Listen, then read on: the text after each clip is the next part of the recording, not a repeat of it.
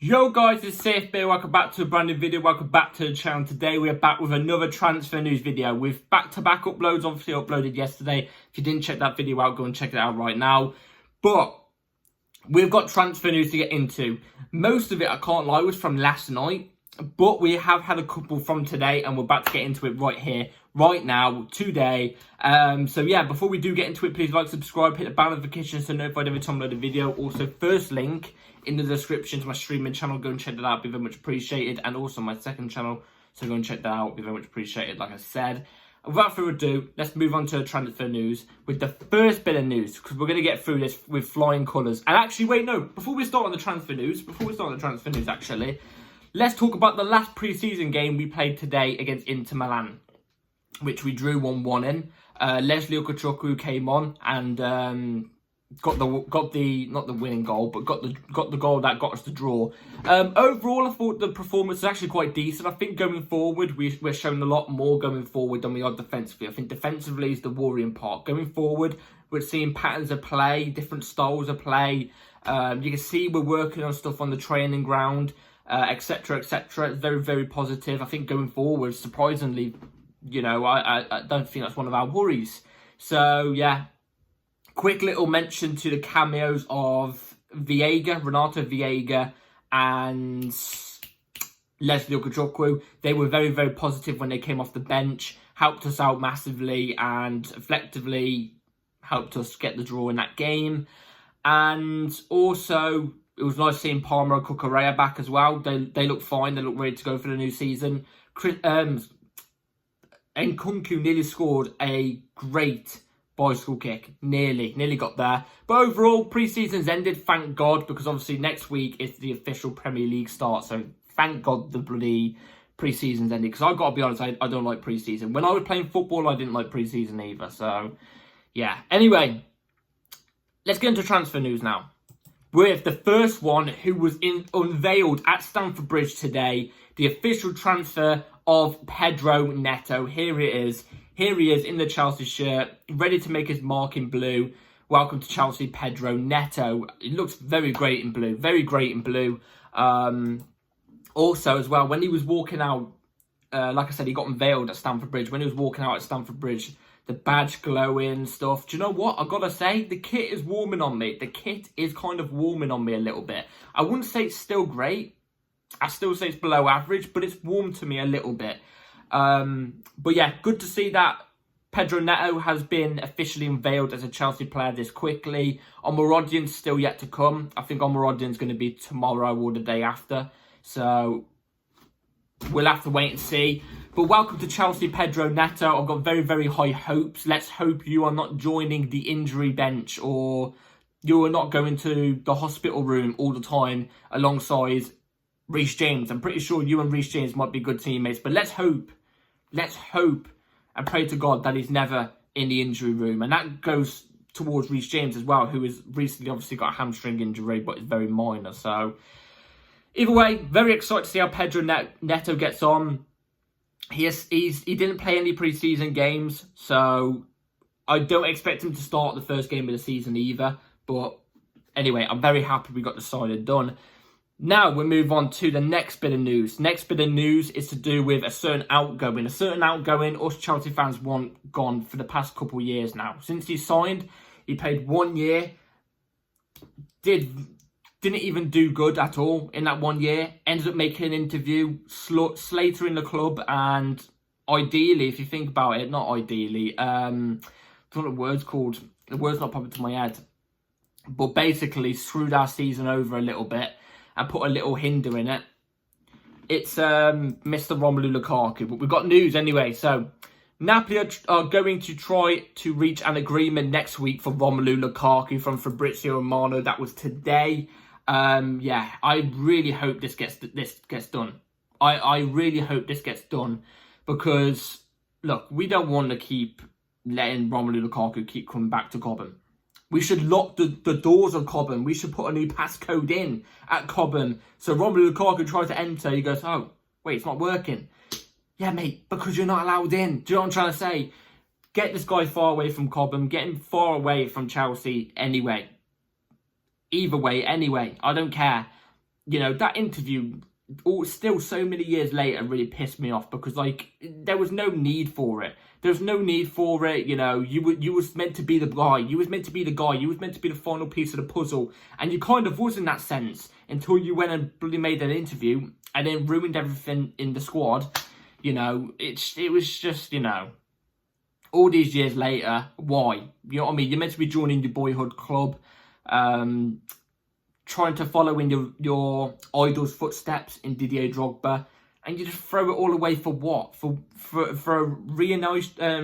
being reunited with Inter Milan, and Inter Milan didn't even want you. You know what I mean? They took you on loan, but they didn't take you back, did they? Because they're not going for you now, and they didn't go for you when you went to Roma. So, where's that loyalty lying now? I don't know. But, yeah, get the snake gone. He's a snake. He's a snake. How much do I think he's going to go for? I don't think we're going to get the 38 million for him. We've got a 38 million pound price tag on his head. I don't think he's going to go for that. I think it's going to be something like, it will be a cut price. I reckon it will be 32 million. 32 million. But like I said, I want to be in a swap deal for a certain Napoli striker. What Napoli striker? Well, drifting over from Romelu Lukaku. By the way, I don't think Lukaku is going to get sold next week. I still think it's going to come down to the final days of the window because we are still in talks with a Napoli striker. Let's get into the recent little bit of news to do with the Napoli striker. This was last night or yesterday, some point yesterday. So, in recent weeks, there has been many reports on Victor Osimhen, with some claiming that Chelsea are out of the race. I can guarantee you that, as of today, Chelsea are still showing interest in Osimhen. They are still having active conversations with Napoli.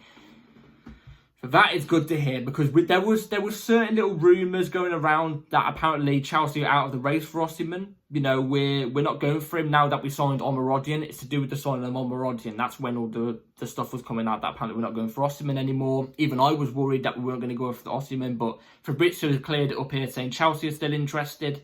Of course we're going to be still interested. I think Fabrizio Romano has said as well that we are still in active conversations with Napoli. You know what I mean? Trying and do some sort of deal for Osimhen, whereas we currently want a loan plus an option and Osimhen to reduce his salary, whereas Napoli just want him gone, but they're not accepting an option. They want an obligation, and also Osimhen wants an obligation or just to leave straight up.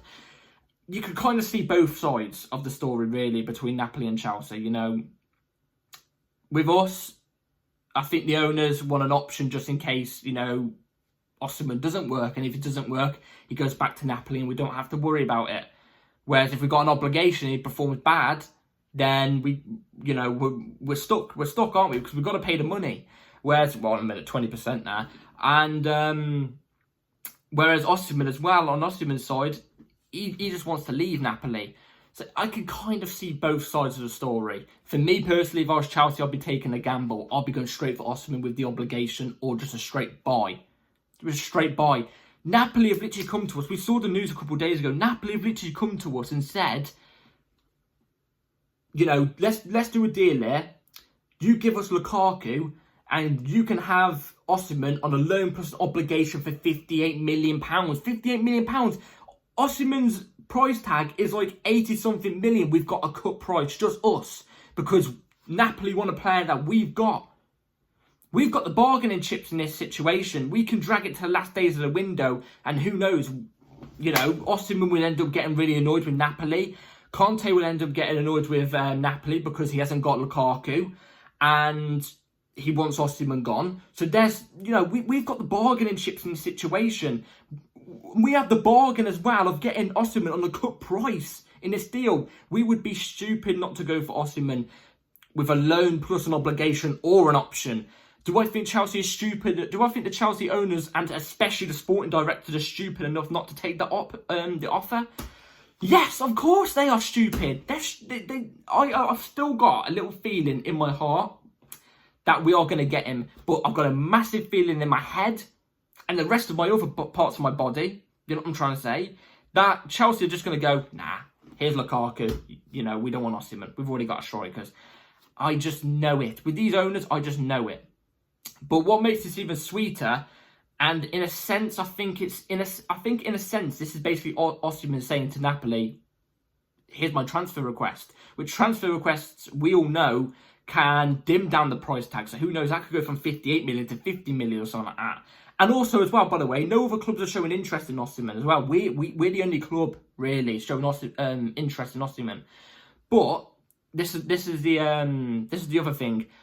Napoli, well, Fabrizio Romano came out today and said that Osimhen has told Napoli that he wants to leave. From a couple of people, and I think it might have been also from Fabrizio Romano, I think they have all said that was Napoli's owners saying that, or the people who own Napoli. They were the ones who said, Osimhen's told us he wants to leave. We're the only team in conversation right now. Let's just get this deal done. He wants to go. He wants to go. Chelsea fans as well. This was a message given out today from, like I said, CFCPYS, the guy I tend to regularly get my transfer news from on Twitter, who's very reliable, hundreds of thousands of followers, stuff like that. He even said Chelsea fans at the stadium today to watch the Inter Milan friendly, because the Chelsea owners were went there too. Apparently Chelsea fans were screaming at Igbali, and I think it might have been Todd Bailey as well, telling them, sign Osimhen, sign Osimhen.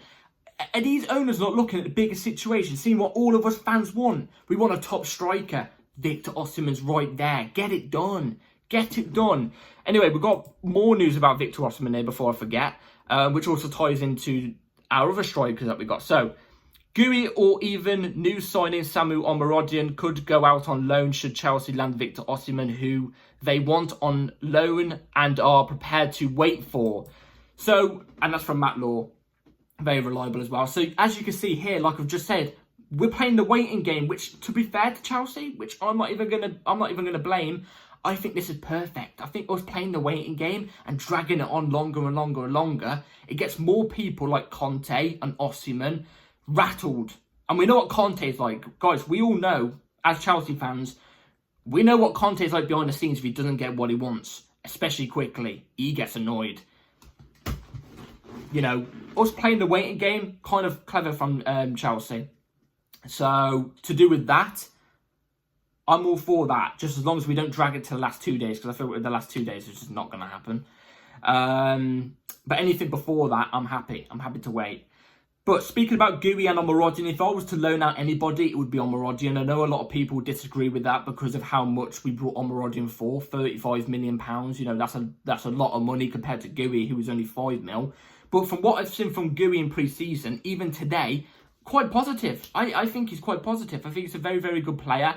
Like I said, I've been on record to say, on this channel when we signed him, I was saying we should still give him at least 4 more loans in the next 4 years before we bring him in. Because when he comes in 4 years' time, he'd still be only 22. He's still quite young, but he would have way more experience. Whereas I think at Chelsea, he would be third choice striker. So, but I would rather loan out Omorodian, because I just don't think he's as good as Gui. I think Gui's better. I don't think that's controversial.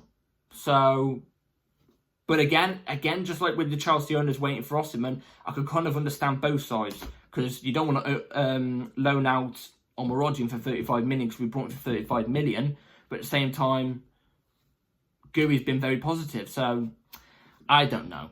I really don't know. Whatever I know is I think Jackson should be second choice striker any day of the week. Any day of the week. So, yeah. Anyway, move on to the last bit of news. I'm going to speak on this one very quickly because I think this one's just a load of BS in a sense. Well, actually, no. Sorry, this one isn't a load of BS.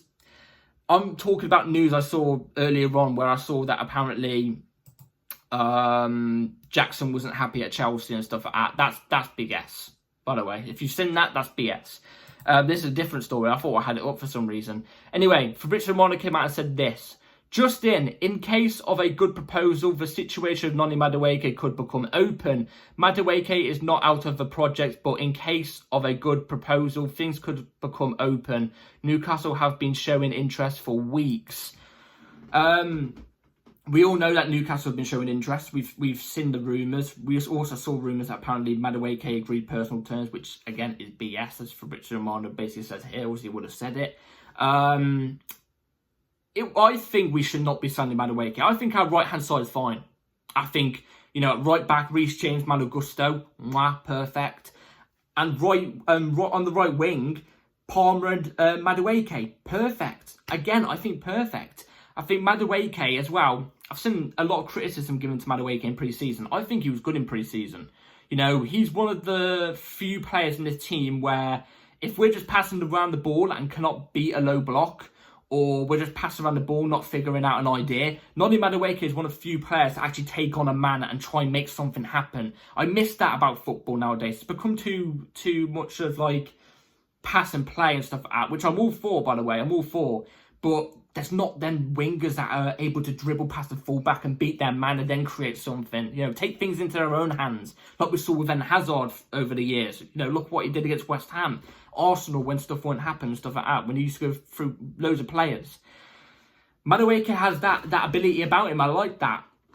So he's not better than Palmer, but Madueke, he has big potential. We know this.